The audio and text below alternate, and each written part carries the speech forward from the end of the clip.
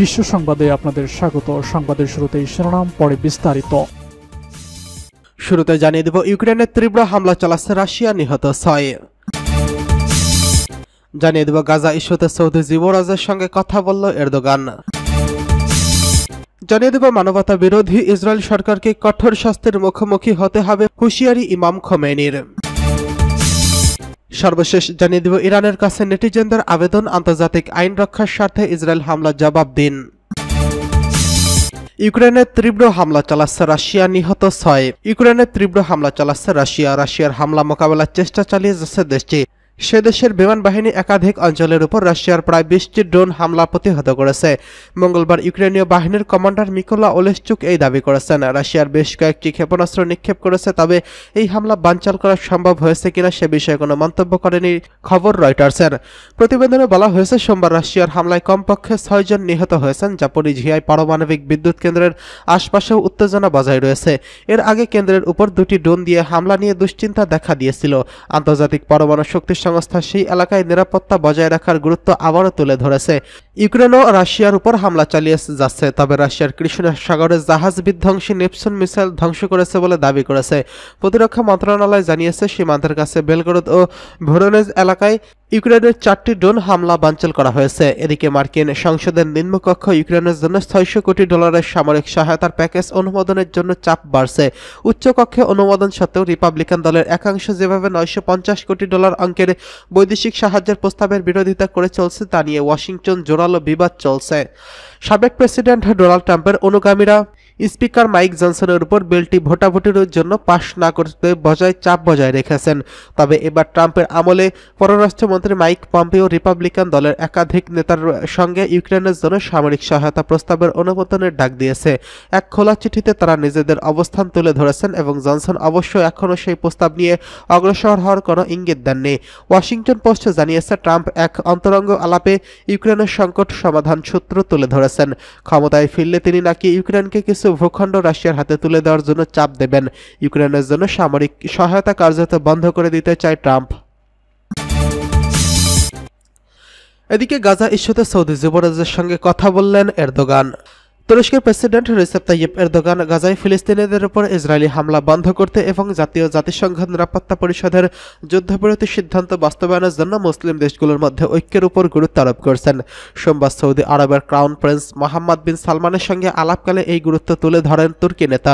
President এরদোগানের জনৈক কর্মকর্তার বরাতে এই খবর দিয়েছে তুর্কি সংবাদ মাধ্যম ডেইলি সাবাহ। প্রসঙ্গত, গাজা উপত্যকায় অবিলম্বে যুদ্ধবিরতির আহ্বান জানিয়ে গত মাসে জাতিসংঘের নিরাপত্তা পরিষদে একটি প্রস্তাব পাশ হয়েছে। প্রতিবেদনে বলা হয়েছে, এরদোগান সালমানকে বলেছেন, জাতিসংঘের নিরাপত্তা পরিষদের ওই সিদ্ধান্ত বাস্তবায়নের জন্য আরও কার্যকর যৌথ প্রচেষ্টা চালানো প্রয়োজন। গাজা যুদ্ধ শুরু হওয়ার পর থেকে ইসরায়েলের সবচেয়ে তীব্র সমালোচকদের মধ্যে একজনে পরিণত হয়েছেন এরদোগান। তিনি হামাসের প্রতি পূর্ণ সমর্থন প্রকাশ করেছেন এবং হামাসকে সন্ত্রাসী সংগঠন হিসেবে শ্রেণীবদ্ধ করার পশ্চিমা অবস্থান প্রত্যাখ্যান করেছেন। এছাড়া ইসরায়েলকে সন্ত্রাসী রাষ্ট্র হিসেবে অভিহিত করে এরদোগান গাজায় গণহত্যা চালানোর অভিযোগ এনেছেন। আর সর্বশেষ উদ্যোগ হিসেবে ইসরায়েলে পণ্য রপ্তানি বন্ধের ঘোষণা দিয়েছে তুরস্ক। মানবতা বিরোধী ইসরায়েল সরকারকে কঠোর শাস্তি দেওয়ার হুঁশিয়ারি ইমাম খোমেনির। ইসলামী প্রজাতন্ত্র ইরানের সর্বোচ্চ নেতা আয়াতুল্লাহ উজমা খামেনি বলেছেন, সিরিয়ার রাজধানী দামেস্কে ইরানি কনসুলেটে হামলা চালানোর জন্য শয়তান ইহুদিবাদী ইসরায়েলকে শাস্তি পেতে হবে এবং তাকে শাস্তি দেওয়া হবে। তিনি আজ বুধবার তেহরানে গ্র্যান্ড মুসাল্লা বা জাতীয় ঈদগাহ ময়দানে ঈদ উল ফিতর নামাজ শেষে প্রদত্ত খুতবায় এই হুমকি দিয়েছেন। গত 1 এপ্রিল দামেস্কে ইরান দূতাবাস সংলগ্ন কনসুলেট ভবনে ইসরায়েলি বিমান হামলার প্রতি ইঙ্গিত দেন এই হুমকি দেন তিনি। আয়াতুল্লাহ খামেনি আরও বলেন, শয়তান ইহুদিবাদী সরকার আরেকটি ভুল করছে যে তারা দামেস্কে ইরানি কনসুলেটে হামলা চালিয়েছে। যে কোনো দেশের কনসুলেট সহ অন্যান্য কূটনৈতিক মিশন ওই দেশের ভূখণ্ড বলে বিবেচিত হয়। তারা যখন আমাদের কনসুলেটে হামলা চালিয়েছে তখন প্রক্রান্তে আমাদের উপর ভূখণ্ডে হামলা চালিয়েছে। তিনি সুস্পষ্ট ঘোষণা দেন, শয়তান ইহুদিবাদী ইসরায়েলকে শাস্তি পেতে হবে এবং তাকে শাস্তি দেওয়া হবে। অবরুদ্ধ গাজা উপত্যকা ইহুদিবাদী ইসরায়েল গত 6 মাসে ভয়াবহ গণহত্যা ও অপরাধযজ্ঞের তীব্র নিন্দা জানিয়ে আয়াতুল্লাহ খামেনি বলেন, এই ঘটনায় কথিত পশ্চিমা সভ্যতা নষ্ট ও ভ্রষ্ট প্রকৃতির প্রমাণ পাওয়া গেছে। ইরানের সর্বোচ্চ নেতা আরও বলেন, বিগত বছরের ঘটনা প্রবাহে পশ্চিমা সরকারগুলোর কথিত পশ্চিমা সভ্যতা নষ্ট চরিত্র প্রকাশ করে দিয়েছে। বিগত 6 মাসে গাজায় ঘটনায় পশ্চিম সরকারগুলো বিশ্ববাসীর চোখের সামনে তাদের প্রকৃত চিত্র তুলে ধরেছেন। তারা মায়ের কোলে থাকা সন্তানদের এবং হাসপাতালে থাকা রোগীদের হত্যা করেছে। ফিলিস্তিনি প্রতিরোধ যোদ্ধাদের সঙ্গে না পেরে উঠে তারা বয়স্ক ব্যক্তি, নারী, শিশু সহ 30,000-এরও বেশি মানুষকে হত্যা করেছে। ইরানের সর্বোচ্চ নেতা আরও বলেন, যারা কর্কশ কণ্ঠে এতদিন বিশ্ববাসীর কানের কাছে মানবাধিকার রক্ষায় ঘ্যান ঘ্যান করছে, তারা আজ কোথায়? গাজাবাসীকে কি তারা মানুষ মনে করে না? তাদের কি কোনো অধিকার থাকতে নেই? আয়াতুল্লাহ খামেনি আরও বলেন, পশ্চিমা সরকারগুলো বহুকাল ধরে নিরবিচ্ছিন্নভাবে ইসরায়েলকে সহযোগিতা ও পৃষ্ঠপোষকতা দিয়ে এসেছে এবং এই আন্তর্জাতিক অঙ্গনে এই সব সরকারকে সব ধরনের কূটনৈতিক সহযোগিতা দিয়ে যাচ্ছে।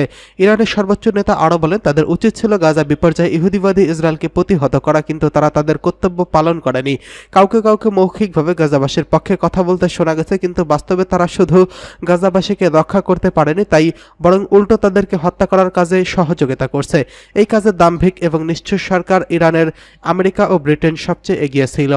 ইসলামী প্রজাতন্ত্র ইরানের সর্বোচ্চ নেতা তাদের ঈদের জামাতের খুতবা দেশের জনগণ সহ গোটা মুসলিম উম্মাকে ঈদ উল ফিতরের শুভেচ্ছা জানান এবং মুসলিমের বিশ্বের সুখ ও সমৃদ্ধি কামনা করে দোয়া করেন।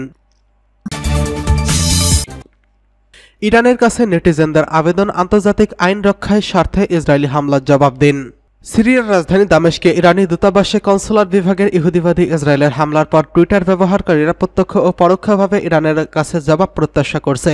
তারা বলছে, আন্তর্জাতিক আইন রক্ষার পাশাপাশি আগ্রাসন বন্ধের পদক্ষেপ নিতে এবং ইসরায়েলি হামলার জবাব দিতে হবে। দামেস্কে ইরানি দূতাবাসে কনসুলার বিভাগে ইহুদিবাদী ইসরায়েল 1 এপ্রিলে হামলাটি সরাসরি 1961 সালের ভিয়েনা কনভেনশন এবং জাতিসংঘের সনদ সহ সব আন্তর্জাতিক আইনের সুস্পষ্ট লঙ্ঘন। কারণ যে কোনো দেশের দূতাবাস ও তাদের ভবনগুলো সংশ্লিষ্ট দেশের অংশ হিসেবে বিবেচনা করা হয়। সব কূটনৈতিক স্থান ও ভবনে যে কোনো আক্রমণের প্রতিশোধ নেওয়া এবং অধিকার আক্রান্ত দেশের রয়েছে। আন্তর্জাতিক আইনে এই ধরনের হামলার জবাবকে বৈধতা দেওয়া হয়েছে। টুইটার ব্যবহারকারীদের মধ্যেও এই ধরনের বিষয় উঠে এসেছে। তারা ইহুদিবাদী ইসরায়েলের পক্ষ থেকে আন্তর্জাতিক আইনের সুস্পষ্ট লঙ্ঘনের জন্য ক্ষুব্ধ প্রতিক্রিয়া জানাচ্ছেন। তারা বলেছেন, এটা ঠিক যে ইরান কখনোই কোনো যুদ্ধের সূচনাকারী ছিল না, কিন্তু ইরান এবং ইসরায়েলের উপর পাল্টা আঘাতের অধিকার রাখে। আন্তর্জাতিক আইন ইরানকে এই অধিকার দিয়েছে। ব্রিটিশ সাংবাদিক শারমিন সোশ্যাল মিডিয়া এক্স নেটওয়ার্কে সাবেক টুইটারে লিখেছেন, আমি জানি না কেন ইসরায়েল তার দূতাবাস বন্ধ করে দিয়েছে, কারণ আইন লঙ্ঘনকারী কোনো দেশ নয়। ইরান আন্তর্জাতিক আইন মেনে চলে, তার নিজের জন্য আইনের প্রয়োজন রয়েছে। ইরানিরা এই আন্তর্জাতিক আইনের ইসরায়েলের ভেতরে গুরুত্বপূর্ণ কোনো অবস্থানে হামলার সুযোগ হাতছাড়া করবে না। আরেক অনলাইন অ্যাক্টিভিস্ট ও বিশ্লেষক নিক লামেন বলেছেন, এই হামলার জবাবে ইরানের সমস্ত আন্তর্জাতিক আইনি পন্থা ব্যবহারের অধিকার রয়েছে। আরেক ব্যক্তি অনলাইন অ্যাক্টিভিস্ট তার এক্সপ্রেসে ইরানকে শক্তিকে গোটা অঞ্চলের জন্য নিরাপত্তার বিধানকারী হিসেবে মন্তব্য করে লিখেছেন, এই অঞ্চলে ইরানের সামরিক শক্তির কোনো দেশই যেন হুমকি নয়, বরং এই শক্তির নিরাপত্তা তৈরি করতে এবং শক্তির উপর নির্ভর করতে অঞ্চলের অন্যান্য দেশগুলো নির্ভর করে। ইরান কোনো যুদ্ধ শুরু করে না, তবে কোনো দেশ যদি গুন্ডামি করতে আসে তাহলে ইরান চূড়ান্ত জবাব দেয়। মার্কিন নাগরিক লুকাস গেস তার এক্সপ্রেসে ইরানের পক্ষ থেকে সামরিক জবাবের প্রত্যাশা তুলে ধরে বলেন, আমি একমাত্র ব্যক্তি যে আশা করে ইরান অভিশপ্ত ইসরায়েলের অপরাধীদের বোমা দিয়ে কি জবাব দিবে। আমাদের দেশটাও যদি এমন কাজ করার সাহস রাখত তাহলে আমি খুশি হতাম, কিন্তু আমরা তো জায়নবাদীদের নিয়ন্ত্রণে আছি। সামরিক জবাব পেলেই কেবল ইসরায়েল থামবে, তাছাড়া তারা আন্তর্জাতিক আইন এবং তাদের জায়নবাদী দাসত্বের মাধ্যমে পরিচালিত আদালতকে তোয়াক্কা করে না।